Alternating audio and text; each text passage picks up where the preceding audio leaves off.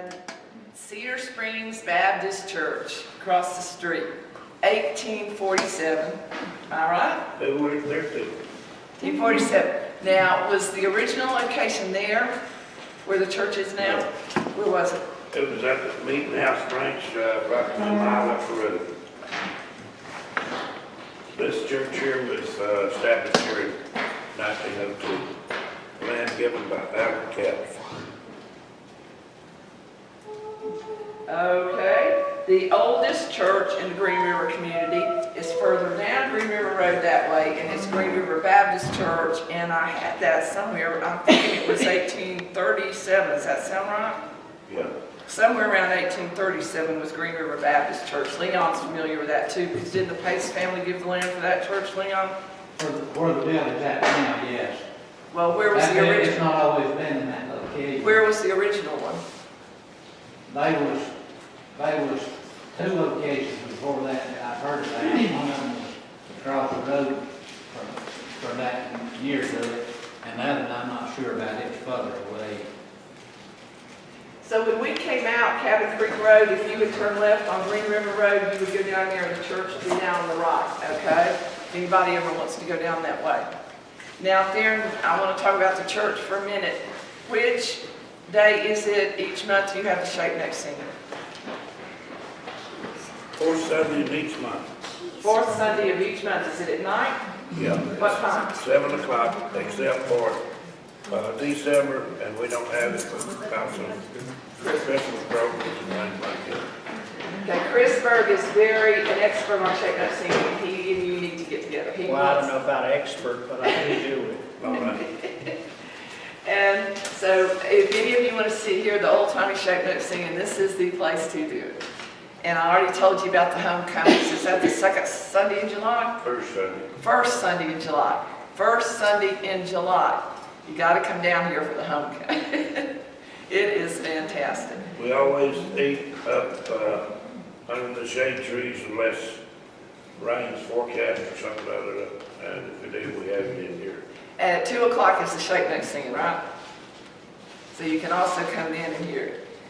Matthew Maben, of whom Theron is a descendant, and all of his brothers. How many brothers are there? 4 sisters, each one of them has 9 brothers each in Homer. Huge clan. I call it the Maben clan. And 14 in the family. I call this Maben land. Matthew Maben was the very, very first settler into all of the Green River community. And when I'm talking about Green River, I'm talking about South Carolina line, all the way into Mountain Page, all the way down to Macedonia, and all the way up to Flat Rock. And I'm going to say something that Theron may not know, but I have found the earliest deed for Matthew Maben in 1784. 1784. That was long before William Mills. That was long before anybody else came into any of Henderson County, pretty much. I would say that Matthew Maben is up there as one of the 3 first settlers, because what makes him different from some of these land speculators like John Earl, the Miller brothers and all, is that he actually settled on the land. Those other guys were land speculators, some of them. So, Matthew Maben, 1784, but at the time he got that first land deed, which was for bordered John Earl, who was a land speculator's land on Cabin Creek. So John Earl had the land down Cabin Creek that we came down on, and Matthew Maben's line went pretty much from the state line up to Cabin Creek in 1784. It was in 1787 that he moved the family in here and settled, right? Is that correct?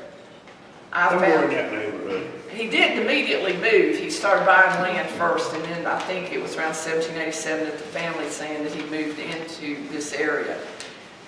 He owned, I told somebody I quit writing down his deeds. Because from 1784 to 1800, almost every page of that Rutherford County deed book has something related to Matthew Maben. Either he's selling land or he's buying land. And I quit trying to write them all down. So we're talking thousands and thousands of acres, because he owned land all the way up to what is today Flat Rock, all the way down to the state line. He owned Mine Mountain in Mountain Page at one time. He owned all of that land. Now, he eventually sold a lot of it to some of these other settlers that were coming in. But they ended up still with thousands, didn't they? There and down in here. And do you know where the old home place was?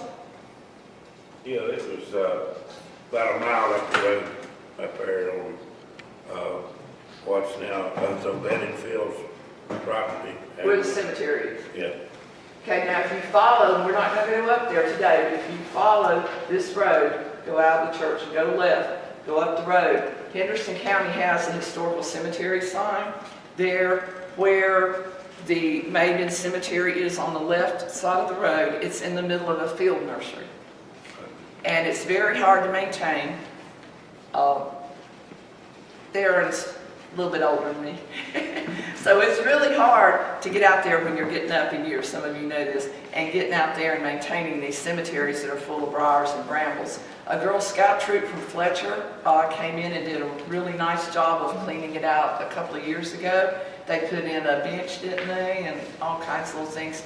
But getting people to regularly maintain these little family cemeteries is a real issue, particularly when you've got one that's really not good public access because it's in the middle of a field nursery. But that's where Matthew Mabin is buried, and he is a Revolutionary War veteran. And probably of all of our Revolutionary War veterans that settled in Henderson County, I would say he had served the most years. He enlisted 4 times. 4 times. And he was at the Battle of Cowpens and at the Battle of Kings Mountain. And he also led the scouting expeditions up from the blockhouse down on the Packlet and enlisted 4 different times. His Revolutionary War record is extensive and much greater in volume and much more things he did than a lot of the other Revolutionary War veterans here in Henderson County.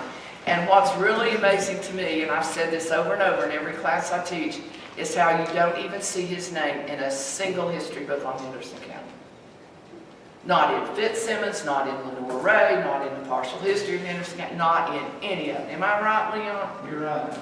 And that to me is just so disgraceful. And his descendants are going to number in the numerous thousands in Henderson County and all over the nation, because a lot of them went out west of Texas and places. Am I right about that? And they married into the Capps family.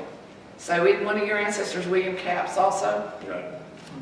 So as I said, when we've already been to William Capps's cemetery this morning.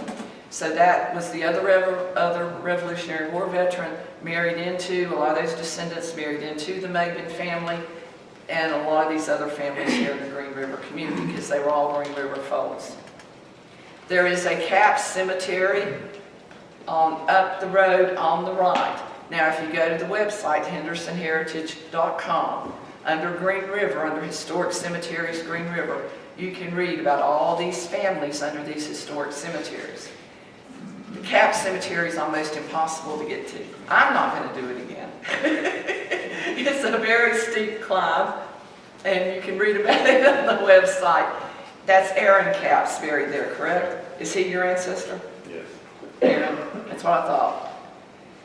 Now I'm going to tell you about some other cemeteries because we're not going to them. One is the McDowell family cemetery, but the McDowell family did not come in here until after 1860.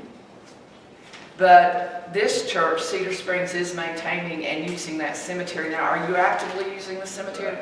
It's on Rock Creek Road, am I right? That's where my place will be at. Okay, so you're going to be at, did they call it the Cedar Springs? No, McDowell Cemetery. It's still called McDowell. And the same way with the one over here, Thompson Cemetery, Right. they're both maintained by the church. The Thompson one too? Yep. I did not know that. I'm glad you told me that. I'll have to fix that. Our church don't actually have a cemetery that goes by the name of Cedar Springs, it's just, but they use these two. But there is an old McDowell cemetery, but like I said, that family didn't move in here until after the Civil War. If you go all the way to the end of Green River Road, you're going to enter Transylvania County. And right there at the county line is another little church called Blue Ridge Baptist Church. And I've already taught this, I think, to all of you that took that prehistory 1860 class. In 1860 it was organized, and when they did the county line with Transylvania County in 1861, the county line went down the aisle of the church. So one half of the church was in Henderson and one half in Transylvania, and the cemetery's in Henderson, but the fellowship hall's in Transylvania on the other side of the church. So it's really, really interesting, and it's all the way up at the end of Green River Road as you enter Transylvania County. This, I think, is the prettiest and easiest way to get there. You can get there from Transylvania County, too, on Reasonover Road, if you want to come in that direction.